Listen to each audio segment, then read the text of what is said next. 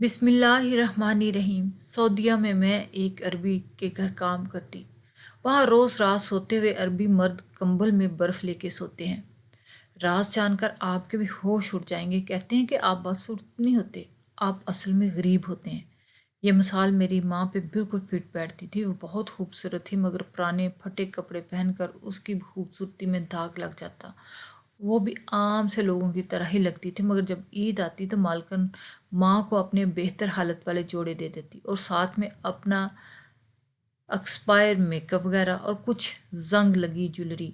सिर्फ इसके इतने से सामान में मेरी माँ ईद वाले दिन बिल्कुल ही बदली हुई होती। लगता ही नहीं था ये वही गरीब मासी है जो घर घर काम करती है। ईद वाले दिन तो मालकन से भी ज़्यादा मेरी माँ हसीन लगती थी। इसलिए जलन के मारे मालकन मेरी माँ को अपने कपड़े वगैरह भी ना देती। मेरी माँ की दो बेटियां थी, एक मैं और एक मुझसे 2 साल छोटी बहन। मैं इतनी खूबसूरत नहीं थी जितनी मेरी छोटी बहन थी। वो अपनी इस खूबसूरती का उसे खूब एहसास था। अम्मा को कहती, अम्मा मैं बता रही हूँ, मैं काम करने के लिए पैदा नहीं हुई। मुझसे तवक्को न रखना कि मैं घर जा जाके बर्तन मांजूंगी। मैं तो किसी शहजादे से ब्याह कर इस गंदे से घर दूर चली जाऊंगी। अम्मा और मैं इसकी मासूम सी ख्वाहिश पे हंस देते। अम्मा होक भर के कहती, झुग्गियों में रहते हैं वाले के मुकद्दर भला शहजादों से कहाँ मिलते हैं। अपनी औकात देखकर चादर फैलानी चाहिए। मगर ये लड़की कभी नहीं मानेगी, बस ख्वाब ही देखती रहती। मैं अम्मा के साथ काम पर जाया करती थी और वो जाने से साफ इनकार कर देती। मैं कोई काम करने के लिए तो पैदा नहीं हुई। अम्मा गुस्सा करती तो मैं इसे समझाती, अम्मा इसे काम करने का क्यों कहती हो? वो ठीक ही तो कहती है। इसके हाथ देखे कितने गोरे हैं, बिल्कुल दूध मलाई जैसे। वो काम करेगी तो इसके हाथ भी हमारे जैसे खुरदरे और ख़राब हो जाएंगे। अम्मा कहती, मेरा बास चले तो तुझसे भी काम ना करवाऊं, मगर क्या करूं, मजबूरी है। मैं ये सब समझती थी, इसलिए मुझे कोई इतराज़ नहीं था। मेरी ज़िंदगी जैसी चल रही थी मैं खुश थी। लेकिन अम्मा और मेरे वहमों गुमान में भी नहीं था कि छोटी किन रास्तों पर निकल पड़ी। हमें एक दो बार एक मोहल्ले वाली आंटी ने कहा था कि अपनी छोटी बेटी पर नज़र रखा करो, मगर हमने इसकी बात पे यकीन नहीं किया। मगर वो हो गया जिसकी तवक्को और गुमान मुझे भी नहीं था, और ना ही अम्मा को। एक दिन हम काम से वापस घर आए तो घर पर वो मौजूद ही नहीं थी, बल्कि एक ख़त था जिसमें उसने लिखा हुआ था कि उसे अपने ख्वाबों का शहजादा मिल गया और वो इसके साथ एक नई ज़िंदगी की शुरुआत करने जा रही है। अम्मा तो सख्ते में आ गई। इसकी नाजों पली बेटी जाने किसके हत्थे चढ़ गई। कौन था वो, कैसा था, हमें कुछ मालूम नहीं था। कुछ दिन बाद पता चला उसने किसी अमीर आदमी से शादी कर ली और इसके साथ सऊदीया चलेगी। अम्मा ने इसके जाने के गम को सीने से लगा लिया और बीमार पड़ गई। अब मैं ही काम करती और घर का गुजारा होता। जिस घर में मैं नौकरी करती, एक दिन वहाँ पर एक बड़ी पार्टी थी जिसकी सारी तैयारियां मैंने अकेली की थी। अगले दिन साहब ने मुझे बुलाया और पूछा, अगर तुम्हें इससे भी अच्छी जगह काम करने का मौका मिले तो तुम करोगी? मैंने फ़ौरन कह दिया, हाँ मैं इस मौके को इस्तेमाल करूंगी, क्योंकि मेरी माँ बीमार है, इसका इलाज बहुत ज़रूरी है। साहब ने कहा कि हमारी कल की पार्टी में एक दोस्त को तुम्हारे काम करने का अंदाज़ बहुत पसंद आया। वो चाहता है कि तुम वहाँ इनके लिए काम करो, तनख्वाह तुम्हारी 100 से भी ज़्यादा होगी। मैंने कहा, साहब जी मैं तैयार हूँ। उनका घर कहाँ है?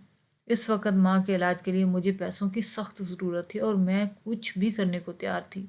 साहब 2 पल को खामोश हुए तो मुझे बेचैनी होने लगी। फिर कहा कि तुम्हें सऊदी अरब जाना होगा। ये सुनकर तो मैं साकत रह गई। इतनी दूर बीमार माँ को अकेला छोड़कर। इस पल मुझे शिद्दत से महसूस हुआ कि बाप और भाई का साया सर पर होना कितना बड़ी नेमत होती है। अम्मा ने वैसे कभी हमें बाप के बारे में नहीं बताया, बस इतना ही मालूम था कि 2 बेटियों की पैदाइश के जुर्म में उसकी माँ को तलाक देकर घर से निकाल दिया। मैं घर जाकर जब अम्मा को बताया कि मुझे सऊदी अरब जाने का मौका मिल रहा है, तो अम्मा ने मज़ीद कोई भी बात सुनने से पहले मेरा हाथ पकड़ कहा, तू ज़रूर जा। क्या पता तुझे वहाँ तेरी बहन मिल जाए। मेरा दिल कहता है कि वो किसी मुश्किल में है, तो वहाँ जाएगी ना तो उसे ढूंढ कर वापस लाना। मैं परेशान थी कि अम्मा को अकेले छोड़कर कैसे जाऊँ, मगर अम्मा बज़िद थी तो तुम्हें जाना पड़ेगा। यूँ मैंने साहब को हाँ कह दी और यूँ मेरे कफ़ील ने मेरी बहुत जल्द वीज़ा और पासपोर्ट का भी इंतज़ाम कर दिया और मैं सऊदी अरब आ गई। वहाँ मुझे एक अरबी के यहाँ काम करने का मौका मिला। बहुत बड़ा और आलीशान घर था और कोई औरत भी नहीं थी, बस वो अरबी मर्द अकेला रहता। मगर मेरी तसल्ली के लिए ये बात थी कि वहाँ एक दो और ख़ातून मुलाजमत करती थीं। ایک کا کام کھانا پکانا اور ایک کا کام گھر کی صفائی کرتی۔ مجھے سمجھ نہ آیا کہ یہاں جب پہلے ہی کام کرنے والی کی کوئی کمی نہیں تو مجھے یہاں کیوں لایا گیا، مگر بہت جلدی یہ سمجھ آ گئی۔ میرے آتے ہی سب ملازموں کو فارغ کر دیا گیا اور مجھ پر سارے گھر کی ذمہ داری ڈال دی گئی۔ جہاں 3 4 لوگوں کو الگ الگ تنخواہ دی جاتی تھی، وہاں مجھے اکیلی کو تنخواہ دے کر مالک کو فائدہ ہی ہوتا۔ میں بھی چپ رہی کیونکہ میری جتنی تنخواہ تھی وہ میں پاکستان بھجواتی تو لاکھ روپیہ بن جاتے اور میری ماں کا اچھے سے علاج ہو جاتا۔ میں نے کبھی صاحب کے کسی کام میں کوئی مداخلت نہیں کی اور نہ ہی دلچسپی لی۔ میں اپنے کام سے کام رکھتی، نہ ہی عربی مالک سے بات ہوتی اور نہ ہی وہ مجھ سے بات کرنے کی کوشش کرتا، اس لیے وہاں سب اچھے سے گزرنے لگا۔ کبھی کبھی مجھے اس گھر میں عجیب سا محسوس ہوتا کیونکہ آئے روز مالک کے عربی دوست اس سے ملنے آتے تھے۔ جب وہ آتے تو مالک مجھے کہتا کہ تم مجھے کمرے کے دروازے پر ہی شربت وغیرہ کی ٹرے پکڑا دو، اندر مت آنا۔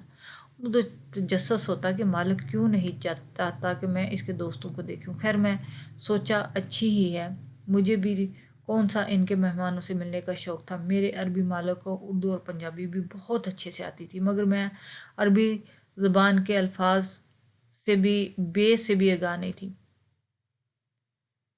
ایک دن مالک کی طبیعت خراب ہو گئی۔ پہلے وہ اپنے مہمانوں کو خود ریسیو کرتے تھے، مگر اب کی بار مجھے کہا کہ جاؤ مہمانوں کو لے آؤ۔ میں نے مہمانوں کے لیے دروازہ کھولا اور اندر لے آئی۔ تھوڑی دیر بعد میں نے شربت دینے کے لیے دستک دی اور اندر چلی گئی تو عجیب منظر دیکھا جسے دیکھ کر میں حیرت سے گنگ رہ گئی۔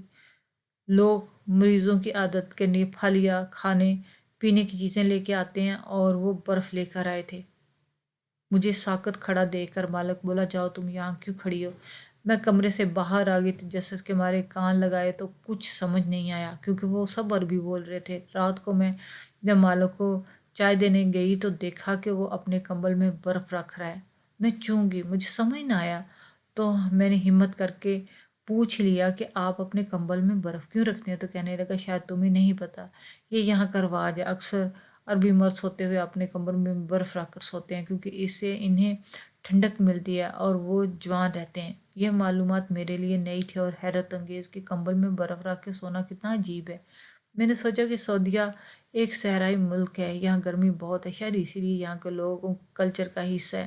میں اس بات کو بھول گئی تھی۔ اب میں سوچ رہی تھی کہ مجھے گھر سے باہر بھی نکلنا چاہیے، آخر گھر میں تو قید ہونے کی تو نہیں آئی تھی، مجھے اپنی بہن سے بھی تو ملنا تھا۔ گھر سے باہر نکلوں گی تو پتہ چلے گا اتفاق سے ہی کچھ نہ کچھ ہو جائے گا اور میری بہن مجھ سے ٹکرا جائے گی۔ میں نے مالک کی اجازت چاہی تو اسے کوئی اعتراض نہ تھا۔ کہنے لگا جب میرے مہمان آیا کریں تو تم ہمارے لیے کھانے پینے کی چیزیں بنا دو، 2 3 گھنٹے کے لیے چلی جایا کرو۔ میں نے کہا ٹھیک ہے۔ ویسے مجھے کبھی کبھار بہت ہی حیرت ہوتی کہ مالک کے مہمان آئے دن آئے رہتے تھے اور وہی مہمان ہر بار ہوتے تھے، زیادہ تر شاید ان کے دوست تھے اور اسی لیے اتنی بے تکلفی سے ملتے تھے۔ وہ جب بھی آتے مالک کے لیے برف ضرور لاتے تھے۔ اس دن کے بعد میں غیر شعوری طور پر دھیان رکھنے لگی۔ مالک روزانہ برف کو اپنے کمبل میں رکھ کر سوتے تھے، مگر صبح جب وہ اٹھتے تو اصولاً بیڈ کو گیلا ہونا چاہیے، مگر ایسا نہیں ہوتا، سوکھا ہوتا بیڈ۔ مجھے بہت حیرانگی ہوتی اور مشکوک بھی ہوتی جا رہی تھی کہ آخر یہ ہے کیا؟ اب ایسا تو نہیں ہوتا کہ مالک روز رات کو برف کے ساتھ سوتے، مگر وہ برف ایسی تھی کہ پگھلتی نہیں تھی۔ کیا تھا یہ سب؟ سوچ سوچ کے میرا دماغ چکرانے لگا۔ میں نے دیکھا کہ ایسا ہی تھا، وہ برف واقعی پگھلتی نہیں تھی۔ ایک دن میں نے چھپ کر کمرے کے سوراخ سے اندر دیکھا تو سب دوست اس برف کے ٹکڑے کو ہاتھ میں لیے دیکھ رہے تھے اور اس سے پانی بھی نہیں نکل رہا تھا۔ میں حیران رہ گئی، کیا برف ایسی ہوتی ہے؟ مگر یہ سعودی عرب تھا اور یہاں کی چیزوں کے بارے میں مجھے بالکل بھی کچھ معلوم نہیں تھا۔ ایک دن میں گھر سے نکلی تھی کہ میں نے ایک بڑی گاڑی مالک کے گھر کے آگے رکتی دیکھی۔ اس میں سے پیروں تک کا سفید لباس پہنے چند آدمی اندر چلے گئے، وہ بھی شاید صاحب تھے اور صاحب کے مہمان۔ میں فوری مڑی اور گھر آ گئی۔ بعد میں مالک غصہ نہ کرے، میں کیوں گھر نہیں تھی، ان کے مہمان آئے ہوئے تھے، اس لیے میں جلدی سے کچن میں چلی گئی اور شربت بنانے لگی۔ جیسے ہی میں اندر جانے لگی اردو زبان سنتے ہی میرے قدم اپنے آپ رک گئے۔ میرا مالک اپنے مہمانوں سے کہہ رہا تھا کہ فکر نہ کرو، جو بات ہے ہم کھل کر سارے معاملات ابھی کر سکتے ہیں۔ میں گھر میں اکیلا ہوں اور میری ملازمہ بھی باہر گئی ہوئی ہے۔ ایک آدمی کہنے لگا اچھا تو یہ بتاؤ تم کتنے پیسے بیچنا چاہتے ہو؟ میں نے اب کی بات دروازے کو ہولے سے نظر اندر لگائی۔ مالک نے اپنے ہاتھ میں وہی برف کے ٹکڑے اٹھائے ہوئے تھے اور کہہ رہا تھا کہ میں یہ 10 20 بیچنا چاہتا ہوں۔ ये सुनकर मेरे हाथ से शरबत वाला ग्लास गिरते गिरते बचा। ऐसा भी होता था यहाँ, वो बर्फ़ बेची जा सकती है। मैं शरबत वाले गिलास वापस किचन में रख कर बाहर आ गई। मेरा ज़हन मुसलसल इस बार में सोच रहा था कि वो बर्फ़ आखिर मिलती कहाँ से है, इसका कारोबार है क्या। काश मुझे पता होता, मैं भी ये कारोबार शुरू कर लेती। ये सोचकर मैं रात को चोरी छुपे उठकर फ्रिज की तलाश करती कि क्या पता वहाँ बर्फ़ के कुछ टुकड़े पड़े हों, मगर वहाँ कुछ नहीं होता। सुबह जब मालिक उठा और वॉशरूम में गया तो मैं फ़ौरन इसके कमरे में गई और इस कंबल उठाकर देखा तो उसके नीचे वो बर्फ़ मौजूद थी। मैंने इसे हाथ में पकड़ा तो वाकई बहुत ठंडा था। मैंने जल्दी से इसे वापस रखा और भागकर अपने कमरे में आ गई। मेरा अरबी मालिक रोज़ बर्फ़ को अपने कमरे में रख कर सोता और इस बात का मुझे तजस्सुस ही रहता, भला क्यों। आखिर मैं एक दिन यूं ही घर से बाहर निकलकर सड़क पर वैसे ही चलती जा रही थी कि जब एक गाड़ी अपने करीब से गुजरी देखी। इसमें मैंने जो लड़की बैठी देखी, न जाने क्यों इसकी झलक देखकर मुझे लगा वो मेरी बहन है। मैं जल्दी से इस गाड़ी के पीछे भागी, मगर इतनी देर में वो कहाँ से कहाँ चली गई और मैं देखती रह गई। उस दिन मुझे मालिक ने कहा, ऐसा है कि मैं कुछ दिनों के लिए मुल्क से बाहर जा रहा हूँ तो मैं अपने दोस्त के घर छोड़ दूंगा, तुम इतने ही दिन इनका घर संभाल लेना। मुझे क्या मसला था, मैं तो मुलाजमा थी और मेरा काम ही काम करना था। फिर चाहे जहाँ मर्जी हो, किया फ़र्क नहीं पड़ता। साहब अपने दोस्त के घर मुझे छोड़ आए, जो ज़्यादा दूर नहीं था। मैंने जाते हुए सारे काम संभाल लिए।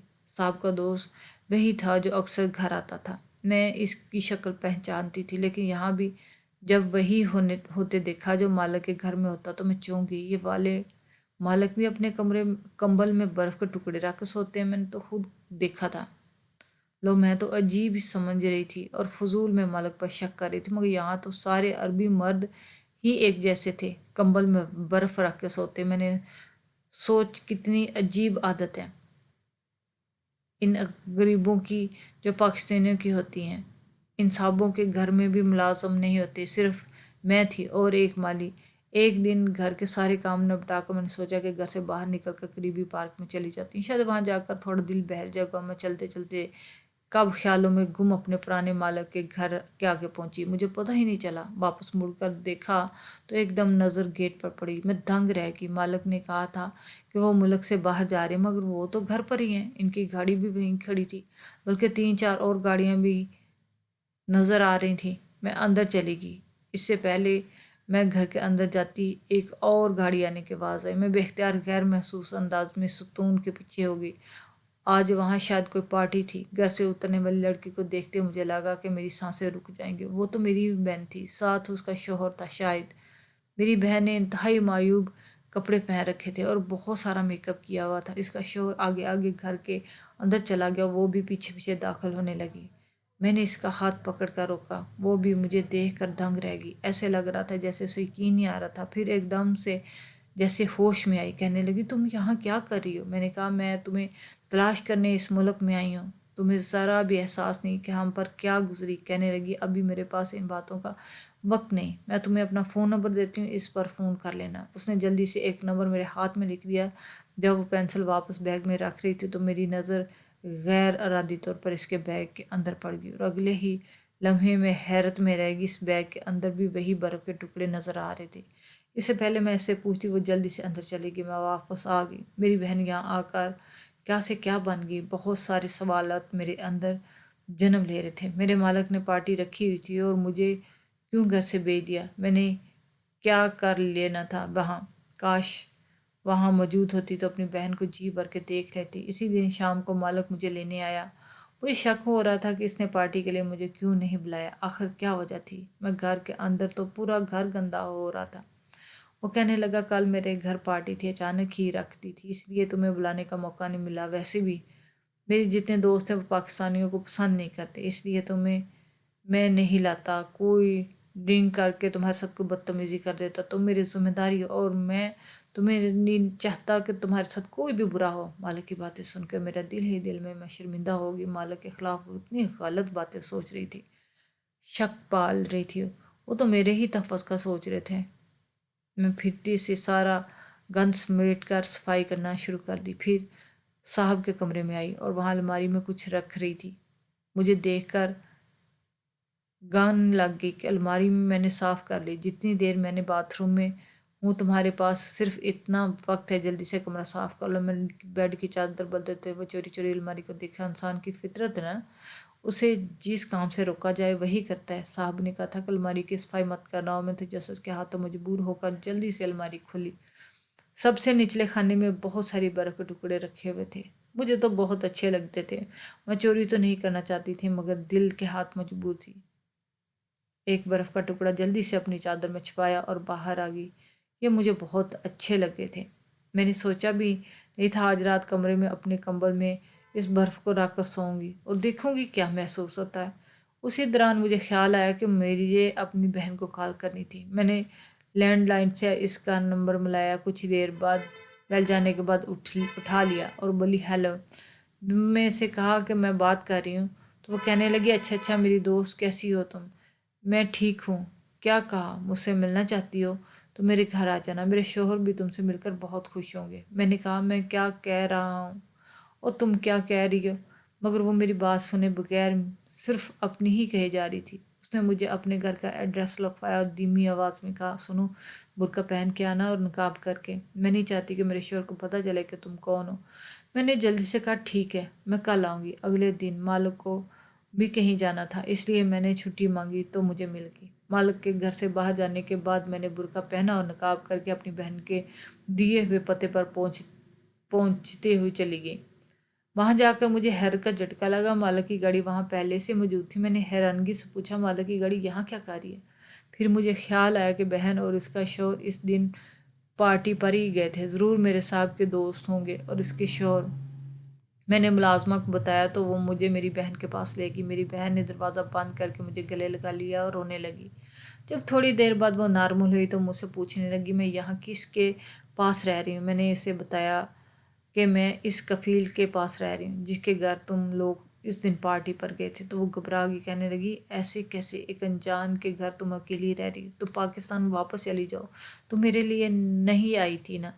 مجھے دیکھ لیا اور مل بھی لیا، اب واپس اماں کے پاس چلے جاؤ۔ اتنے میں کمرے کے دروازے پر دستک ہوئی تو مجھے کہنے لگا نقاب کرو۔ میں نے جلدی سے چہرہ چھپا لیا، اس کا چہرہ اپنے دوست کو میرے مالک تھے ان کو لے کر اندر داخل ہوئے، کہنے لگے میری دوست ہے، دونوں کچھ دنوں پہلے ہی دوستی ہوئی۔ میں نے ہاتھ سے اداب کیا، یہ بھی میری بہن کا حکم تھا کہ بولنا نہیں، صرف ہاتھ کے اشارے سے سلام کرنا ہے۔ میں اس عجیب و غریب حکم پر بس عمل کر سکتی تھی، پوچھ نہ سکتی۔ میری بہن نے مجھے اشارہ سے جانے کو کہا، میں گھر واپس آ گئی۔ ایک چیز جو مجھے بہت بری طرح الجھا رہی تھی وہ یہ تھی کہ میری بہن عجیب و غریب برتاؤ کیوں کر رہی ہے۔ شام کو میرا مالک مٹھائی لے کر آیا اور مجھے کہا کہ میں شادی کر رہا ہوں بہت جلد، یہ لو مٹھائی کھا لو۔ میں نے کہا کس سے شادی کر رہے ہو؟ کہنے لگا میں ابھی اسی لڑکی کے گھر سے آ رہا ہوں۔ کیا؟ یہ سن کر میرا دماغ الٹ گیا، تو وہ تو ابھی میری بہن کے گھر سے آ رہا تھا۔ میں نے دھڑکتے دل سے پوچھا لڑکی کا نام کیا ہے؟ تو کہنے لگی اس کا نام نازنین ہے، وہ پاکستانی ہے۔ میں نے الجھتے ہوئے پوچھا تو کیا وہ لڑکی آپ سے شادی کرنے کو تیار ہو؟ کہنے لگے ہاں ہاں بالکل، کل ہمارا نکاح ہے، تم بھی ساتھ چلنا۔ یہ سب کیا ہو رہا ہے؟ میرا دماغ خراب ہو رہا تھا۔ میں نے جلدی سے بہن کو کال کی مگر وہ فون نہیں اٹھا رہی تھی۔ رات تک کہا کہ گاہے بگاہے میں اسے فون کرتی رہی مگر اس کا نمبر بند تھا۔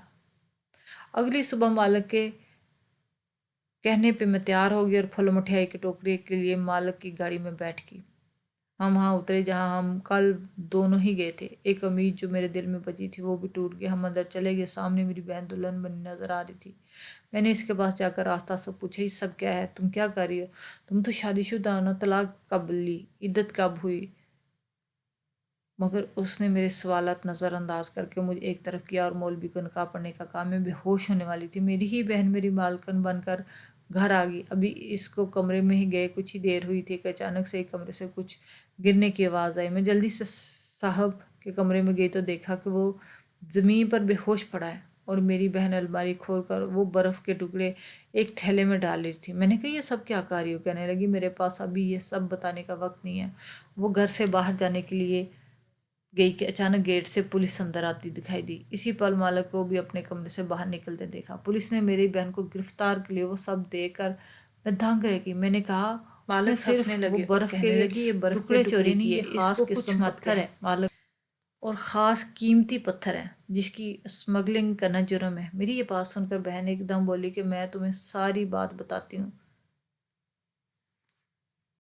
کیونکہ تمہیں ابھی کچھ نہیں پتا۔ میں تھوڑا حیران ہوئی کہ آخر بہن اس راز کو کیسے جانتی۔ تب اس نے بتایا کہ شروع کیا کہ اسے پیسوں کا بہت لالچ تھا۔ ہمارا بچپن بہت کمپلسری میں گزرا، غریب ایسی تھی کہ نہ اکثر فاقوں کی نوبت آتی، اماں گھر گھر کام کرتی، ہم لوگ ایک وقت کا کھانا کھانے کے قابل ہوتے۔ ان حالات کی وجہ سے ہمارے دلوں میں احساس کمتری پیدا ہوئی تھی۔ میں تو کافی حد تک میچور تھی، لیکن میری بہن بہت جذباتی تھی، اس کے دل میں لالچ کوٹ کوٹ کر بھرا ہوا تھا۔ ایک تو بچپن کی تنگ دستی، دوسرا جیسے جیسے بڑے ہو رہے تھے اس کا لالچ تھا۔ اسی وجہ سے اس نے ایک انتہائی قدم اٹھایا۔ میری شادی جب سعودیہ میں ہوئی تو مجھے لگا کہ جیسے اب میں امیر ہو جاؤں گی۔ میں بڑا خوش تھی جب میں نے یہاں اپنے گھر میں ریل پیل دیکھی، لیکن ایک دن میں نے اپنے شوہر کے ساتھ پاس برف کے چھوٹے چھوٹے ٹکڑے دیکھے۔ میں نے انہیں پوچھا تو شوہر بہت غصے میں ہوا، تب مجھے بتانے لگا کہ یہ برف کے ٹکڑے نہیں، ہیرے ہیں۔ ہماری آنکھیں چندیا گئی ہیں کیا؟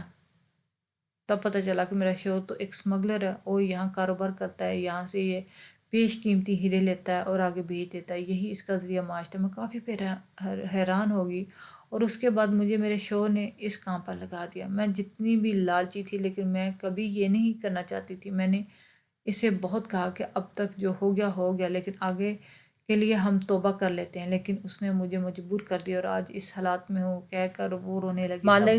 مالک نے کہا کہ میں اسمگلر نہیں بلکہ قانون کا رکھوالا ہوں، اور یہی میری ذمہ داری ہے۔ میں تم لوگوں میں سے رہ کر مجرم کو پکڑنا چاہتا ہوں، کیونکہ یہاں کافی عرصے سے یہ جرم ہو رہے ہیں پر کوئی بھی مجرم ہاتھ نہیں آتا، اس لیے میں نے یہ بیس بدلا ہے۔ میں اسی وقت مالک کے قدموں میں گر گئی اور کہا کہ میری بہن کو معاف کر دے، اس نے یہ سب جان بوجھ کر نہیں کیا۔ میں سب بہن کے ساتھ لپٹ کر رونے لگی، لیکن اب کیا ہو سکتا تھا؟ میری بہن کو عدالت میں پیش کیا گیا اور اس کے خلاف فیصلہ سنایا گیا، اسے قید ہوگی، لیکن چونکہ میری بہن نے یہ سب اپنی مرضی سے نہیں کیا تھا، وہ بحالت مجبوری اس کام میں شامل ہوئی تھی، اس لیے میں نے مالک سے درخواست کی کہ میری بہن کو کم سے کم سزا دلوائے۔ مالک نے ایسا ہی کیا، کیس چلا اور میری بہن کو 5 سال کی سزا ہوئی، جبکہ دوسرے لوگوں کو 20 سال کی۔ کیونکہ سعودیہ میں قانون بہت سخت ہے، میں وہیں رہنے کا فیصلہ کیا جب تک میری بہن وہاں تھی۔ اماں کو میں نے تسلی دلائی کہ وہ اپنے شوہر کے ساتھ خوش ہے۔ میں نے یہی سوچا کہ جب یہاں سے واپس چلی جاؤں گی پھر اماں کو بتا دوں گی، فی الحال